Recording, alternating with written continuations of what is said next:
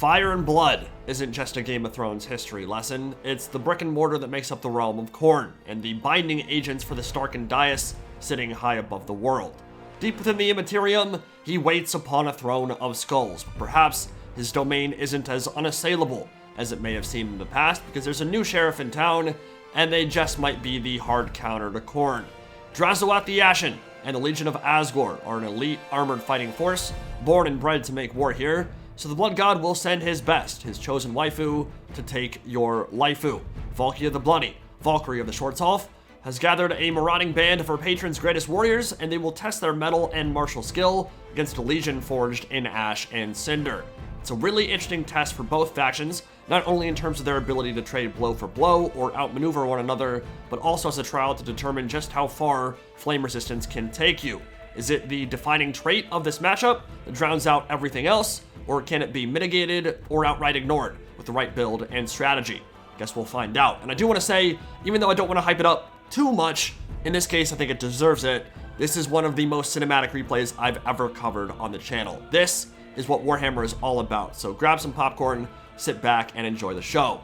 Drazhoath the Ashen is riding his Bale Taurus Cinder Breath, and he is where this build begins and ends, really. Great stat line, fantastic blend of melee and casting potential, lots of speed and ability to reposition, and a different spell kit for this battle. Always going to be taking Ash Storm, but Dark Subjugation and Curse of Hashut will see some play here as well. Dark Subjugation in particular I like a lot. It's a great way to terror bomb a unit and clear up the back line if it's being pressed, and stacking that with Hellshard Amulet and Blazing Body for a bunch of ward saves and damage reflection, all on top an innate 35% flame resist, which, as you might imagine, is not what Khorne want to see. Literally just a 35% reduction against all incoming sources of flame damage. Which means, like Imric before him, Drazhoath may feel extremely difficult to kill in this matchup, as is the Kadai Destroyer, which also has innate 35% flame resist and can even 1v1 Scarbrand from what I can tell, which makes some sense considering the exiled one wields flaming axes. He'll be joined by the Immortals, the original inspiration for Grimgor and his bodyguard, 14 bonus versus infantry magic attacks, and are essentially a regiment of renowned version of Ironsworn, specializing as berserker shock troops meant to quickly slice through foot regiments. They also cannot lose models while their health is above 75%. On the flanks are 2 units of Infernal Guard great weapons, a unit of fire glaives in the rear, one of the few high power range troops in the setting that are legitimately hard to kill for just about anything. Even monstrous cav charges are frequently not going to be the play against them, as their guns double as halberds with bonus versus large, and of course their AP shots are quite devastating too. And in the rear are one of the best units in the entire DLC, maybe the best one, the Bull Centaur Renders with great weapons. They are fantastic, able to go toe-to-toe with just about any other high-tier cav or monster unit in the setting. And they won't always win, but they will always make it hurt, and a big part of that is their innate 25 bonus versus large. So, at the moment, the Legion of Azgorh is on the low ground as Khorne positions themselves atop the ridgeline. We know what Valkia the Bloody is all about. The Spear Slapnir will rip through infantry from the flank, and she also has the Demon Shield Losifax to make her invulnerable to damage for a short duration. She's joined by a horde of Marauder infantry and some really powerful elite shock troops in the rear. Minotaurs with great weapons, and one of my favorite units in the entire game, the Knights of the Brazen Throne. Blacked out Skull Crushers of Khorne with dual weapons, an absolutely absurd stat line, and the Murderous Charge special rule, which makes them the ultimate blenders of armored infantry. If you've ever seen what they can do to, like, Harganeth Executioners with a clean charge, well, let's just say it'll make even Khorne sploosh, and he's notoriously difficult to please. They're joined by yet more elites with AP and infantry bulldozing potential, a unit of Chaos Chariots and an Exalted Hero, top his greasy Gorilla Gore Beast. So the game plan, it seems, is to inundate the Legion with a horde of chaff, tie them down, and then let the Chariots and Skull Crushers maneuver behind to deliver that killing strike as Valkia takes a volley or two from Infernal Guard Fire Glaives. Didn't really seem to mind too much. Great Weapon Minotaurs and Valkia herself can deal with the Bull Centaurs, and then that will leave the Destroyer and Bale Taurus isolated to be dragged down once they're alone. So, in keeping with the theme here, and because I think this kind of strategy may legitimately be very good against the Blood God, we're going heavy on the Legion of Azgorh units. A very small, very elite army, and in the vanguard is Drazhoath the Ashen, who has not a care in the world. Valkia isn't going to do a lot of damage to him in a duel. He has flame resist. So even though she's normally a hound you can release towards pretty much any large target and bully it, She's more like a pesky mosquito right now, and that's going to be the reality for just about all Khorne Lords when trying to kill Drazhoath and Cinderbreath. The two big monsters are in the front ranks to slow that advance and give the Infernal Guard more time to shoot in with their fire glaives, while Ashstorm slows them even further and amplifies the killing power of everything caught in the AoE. Nice Spear of Sleipnir, though, that'll catch out the Infernal Guard with great weapons, and they'll feel that one in the morning for sure. So a lot of Khorne's aggression right now is being directed towards the Chaos Dwarf left flank. So while the Bull Centaur Renders were forced out of their ambush position in the woods, they've come forward to ward off the chariots. But watch this gorgeous charge down the length of the Immortals. Exalted Chariot and Azgorh Beast with a textbook example on how to crump a flank. The only issue being Immortals are immune to death for the first 25% of their health bar, so they're going to take it like a champ. And this is epic. Ash Storm swirling around them, the Destroyer stands tall and lives up to its name, reaping souls for Hashut and presenting a mighty challenge to Khorne's dominion over these lands. Chaos has to ignore it for now. They simply cannot try to kill it until a lot of the other stuff is dead. That's for the Immortals. Most other infantry would be in severe pain after a charge like that one.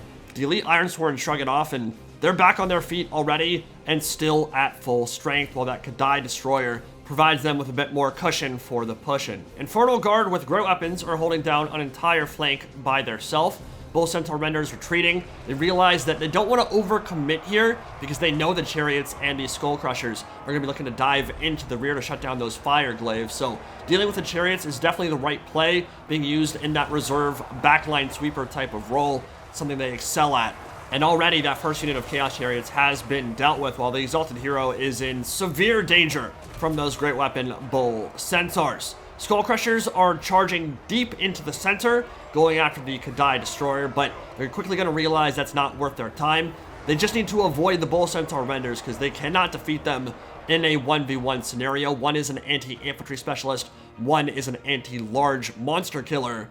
Bull Centaurs would win that every single time, especially backed up by those accurate armor-piercing volleys from the Infernal Guard with fire glaives. In the background, skulls spewing fountains of blood, and Infernal Guard cutting down swaths of Marauder infantry in the realm of Khorne. Fire glaives, really cool animations on them. When they swing their halberds, they light on fire, and they're defending themselves against the predations of those Skull Crushers. Knights of the Brazen Throne are struggling to find something they can kill here. It's that interesting catch-22 that Tomb King Stalkers and now Fire Glaives put you into. Do you charge them just to silence their guns and then subject your large troops to punishment in melee, or do you avoid them and give them more time to shoot? There's no easy answer until the Marauders and Chaos Warrior Zerkers can cut their way through, but the Ash Storms and absurd tankiness of the Bale Taurus and Kadai are making that take way longer than it normally would, and as Drazhoath takes flight once more, the Rain of Fire has begun. Classic distraction Carnifex tactics: throw your tank into the teeth of the enemy advance, force them to surround it, then send them to hell with Infernos from the sky, and a big breath attack from Cinderbreath will ensure many of these mortals do not see the realm of Khorne again.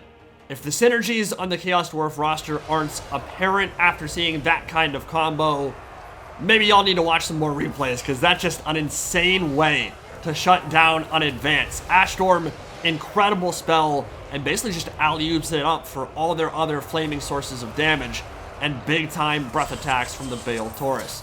Valkia is becoming increasingly frustrated, activating her Losifax Demon Shield for invulnerability as she tries to force Drazhoath into a duel. But again, he's swatting her away, doesn't seem to care too much about her presence one way or the other.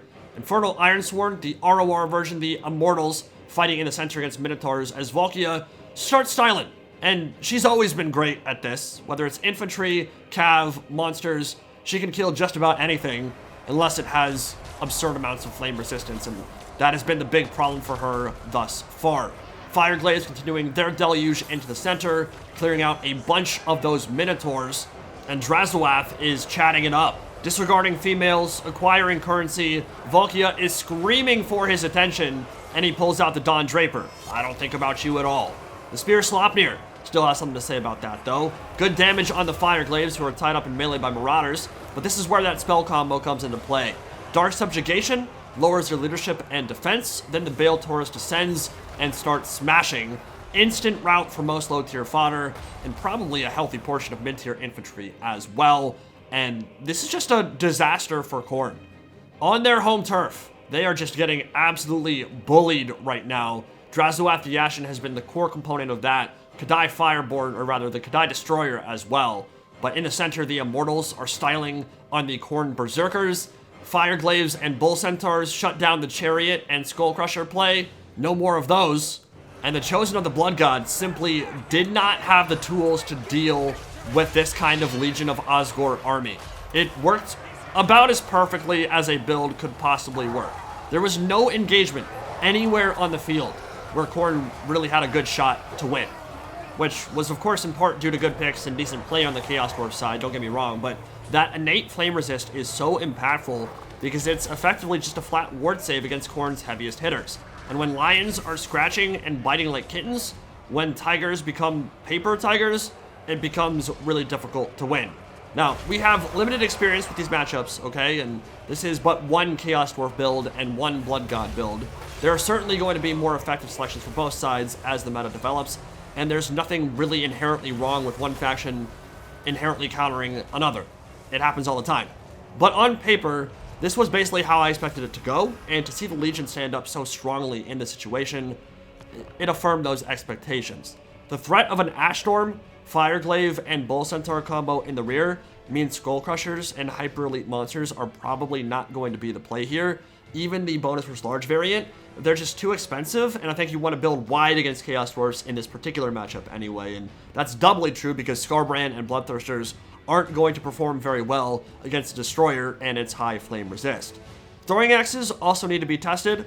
Obviously they're flaming damage, but it's possible they have enough AP and focus fire to cause the Destroyer some problems. But while the idea is solid for Khorne, the fodder infantry to tie everything down while the heavy elites sweep into the rear, I think chariots may also not be the play here because they're so fragile and easily shut down by renders. So instead, some bloodletters and fleshhounds to help build that width might help the grind go better while you ignore the big monsters in the middle and basically just try to kill everything else. It is really tough though. Again, this is just my initial impression from playing the matchup a couple of times, but it seems like it's going to be really hard for both Tzeentch and Khorne, which again, I think is fine. In a game with this much asymmetrical balance, it is okay that a really good faction like Khorne, and they are very good in Dom and in land battle, aren't going to be great in every single scenario, and against Chaos Dwarfs, I think we might have found a bit of a hard counter for them. But I'll be very curious to see how things shake out as we move a couple weeks down the line, see if people figure some things out. And I mean, for a long time, people thought Dwarves, for instance, were terrible in domination mode. They've now become one of the most picked factions in that game mode and have like a, 55-60% win rate against a wide variety of factions. So people figure things out later down the line.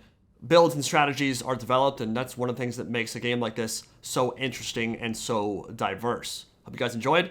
See you next time.